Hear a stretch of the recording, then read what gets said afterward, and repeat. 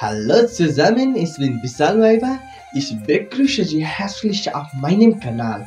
In diesem Kanal lernen wir die deutsche Sprache in nepalischer Sprache, damit Sie Ihre deutsche Sprache verbessern könnten. Los!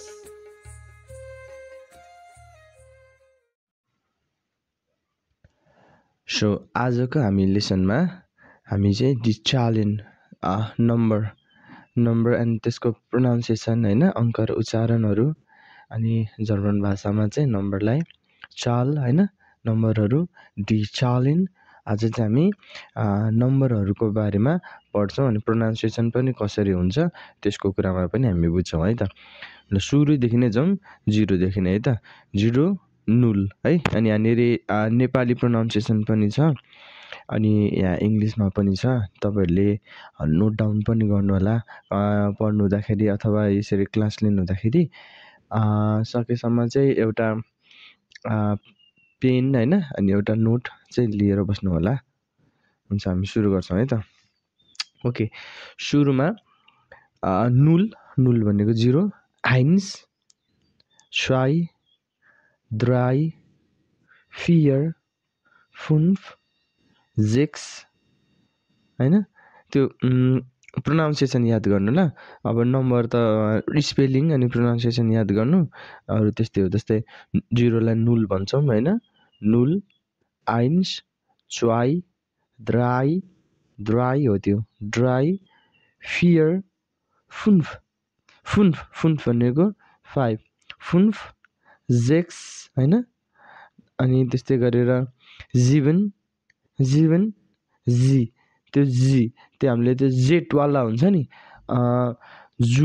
Dzukou jet हुँदैन हो यो jet वाला चाहिँ use भएको हो ल यो प्रोनाउन्सिएसन चाहिँ युज भएको ओके अनि त्यसपछि आएर 8 हैन 9 8 9 10 भनेको 10 हैन त 10 त्यस्तै गरेर 11 12 है 11 12 अनि 13 मा आयो हामी 13 हैन अब यस्तो हुने भयो जस्तै 12 सम्मको नम्बरमा चाहिँ जस्तै यसरी आयो 0 1 2 हुँदै आयो हैन अनि 12 11 अनि 12 आइपुग्यो नि त हो अब 13 देखि चाहिँ जस्तै यसरी जर्मन भाषामा चाहिँ यो चेन भनेको 10 हो हैन अनि 3 लाई चाहिँ हामीले अघि के भनेर पढाएको थियौ जस्तै 3 लाई चाहिँ हामीले अघि द्राई भनेर पढाएको थियौ नि त हैन द्राई अनि 10 र द्राई चेन अनि 10 3 हो नि त त्यो 13 भनेको 13 भनेको हैन त 13 जस्तै यहाँनिर आएर के हुनुभयो द्राई अनि चेन 3 अनि 10 भनेको के है पछाडीबाट नम्बर काउन्ट हुन्छ ल जर्मन भाषामा चाहिँ प्राय जसो नम्बर काउन्ट हुँदाखेरि जस्तै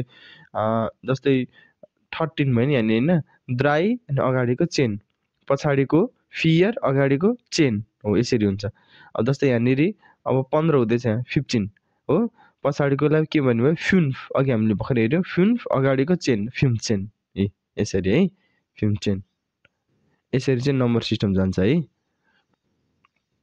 ओके तल जाउँ फ्युन्चेन अब 16 मा जेक्सेन अब 17 मा 17 मा यो याद राखौं हैन जस्तै 17 भनेको जिप्चेन अघि हामीले 7 लाई चाहिँ के भनेर पढाएको थियो त जिबेन भनेर पढेको थियौ नि त हैन अब जिबेन चेन होइन ल यहाँनिर चाहिँ अलिकति जिप्चेन अनि त्यस्तै गरेर 8 सेन भनेको 18 हैन 8 सेन 9 चेन 24 अब यसलाई चन्चिक भनेर पनि प्रोनाउन्सिएसन गरिन्छ हैन चन्चिस पनि भनिन्छ है अब एज योर विश चन्चिस भन्दा अलि राम्रो सुनिन्छ किनभने यसको रुल्सहरु छ जस्तै त्यो म अलि पछि पढ्दै जाँदाखेरि भन्छु हैन जस्तै जी लास्टमा आउँदाखेरि नि स उच्चारण हुन्छ के जर्मन भाषामा कतिवटा ठाउँहरुमा त्यो रुल्स अप्लाई हुँदाखेरि यहाँनिर चन्चिस सन्चिस भनेको 20, सन्चिस भनेको 20 इजी छ ल। तपाईँले एकताल फेरि दोहोऱ्याएर पनि हेर्नु है त। अब यो भयो 20 सम्मको नम्बर हैन। अब 20 पछि चाहिँ अब अलिकति चेन्ज हुन्छ।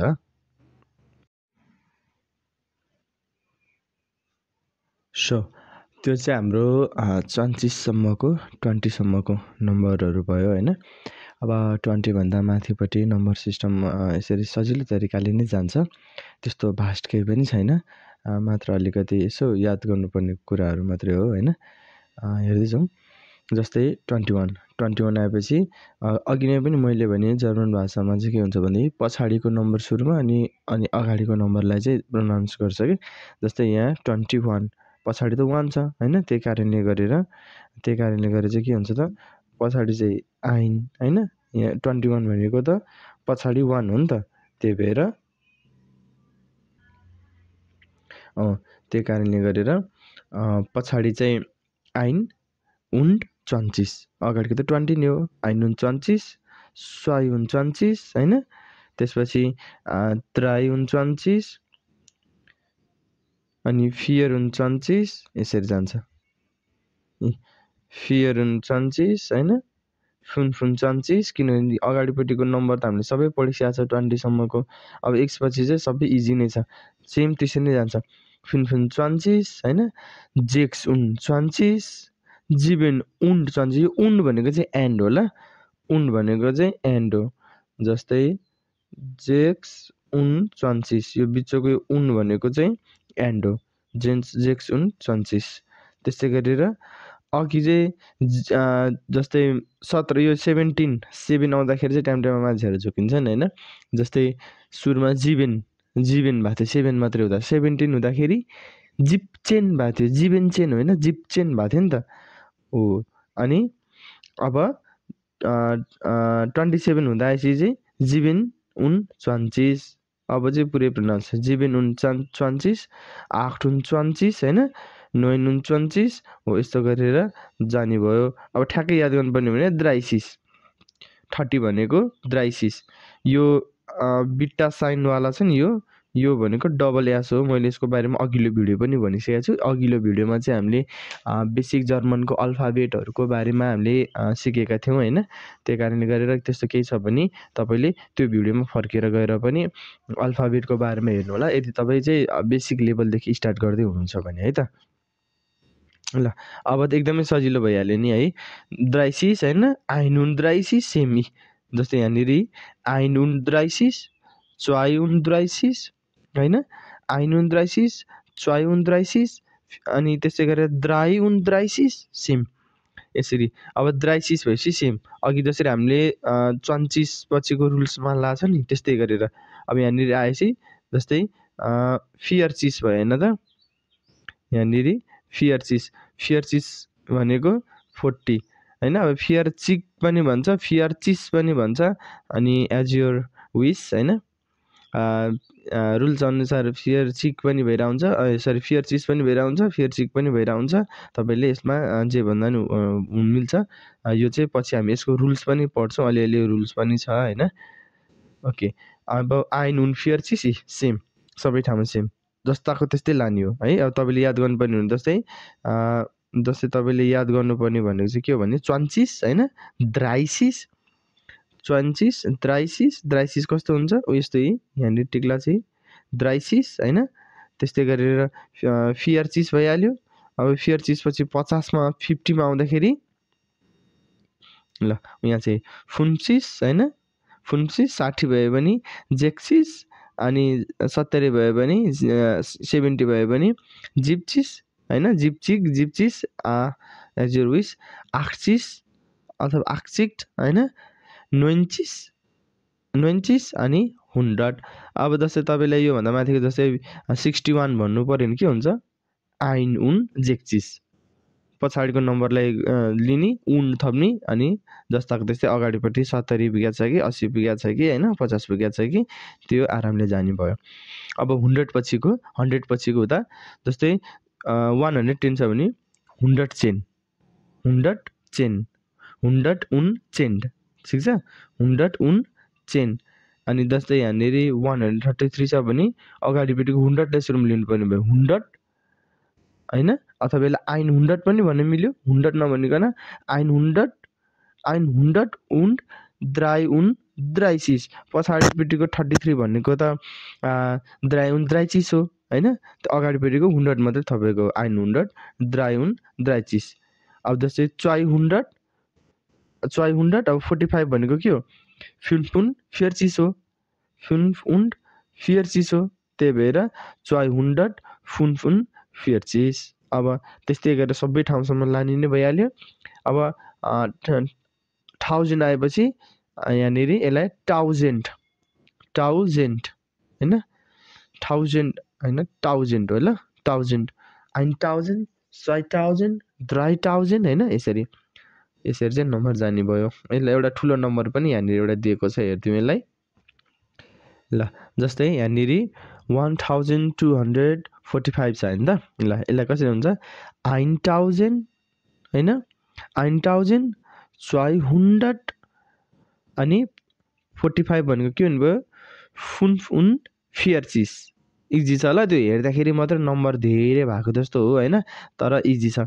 तपाईँहरूको लागि चाहिँ एउटा सानो आउगावा होइन, जस्तै तपाईँहरूले आफ्नो नम्बरहरू कन्ठ गर्न सक्नुहुन्छ होइन। आफ्नो नम्बर चाहिँ जसरी तपाईँले चाहिँ आफ्नो सिस्टममा मतलब जर्मन ल्याङ्ग्वेजको सिस्टममा चाहिँ तपाईँले कन्ठ गर्न सक्नुहुन्छ। जस्तै मेरै नम्बर भन्नुपर्दाखेरि पनि होइन 9746 हो, यसरी पुरै नम्बर त के भन्नु होइन, यसरी आफ्नो नम्बरको चाहिँ सरर तपाईँले आफ्नो नम्बर सिस्टममा चाहिँ कन्ठ गर्नु होला है त। अब यो पछि ल, अब यो एक्स्ट्रा बोनस पोइन्ट ल, यो चाहिँ बोनस पोइन्टमा हामी पढ्दैछौँ। ओके ल, अब जस्तै फर्स्ट सेकेन्ड थर्ड भनेर हामी भन्ने गर्छौँ नि त होइन। अब यसलाई कसरी स्टार्ट हुन्छ होइन, देयर एरस्ते भनेको फर्स्ट, देयर स्वाइटे भनेको सेकेन्ड, द्रिते होइन देयर द्रिते, फियर्ते फिम्टे, पछाडिपट्टि टिए मात्रै थपेको छ ल, टे थपेको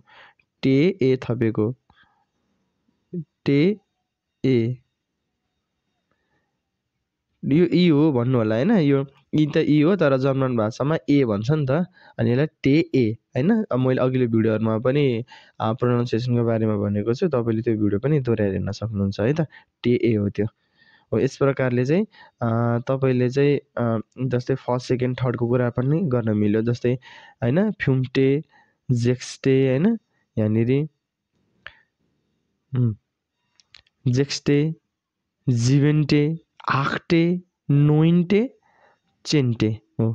यसरी तपाईँले 10औँसम्मको होइन फर्स्ट सेकेन्ड थर्ड गरेर यसरी भन्न मिल्यो ल। अब हामीले आजको भिडियोमा चाहिँ के पढ्यौँ त, नम्बर सिस्टमहरू पढ्यौँ होइन, नम्बरको बारेमा पढ्यौँ।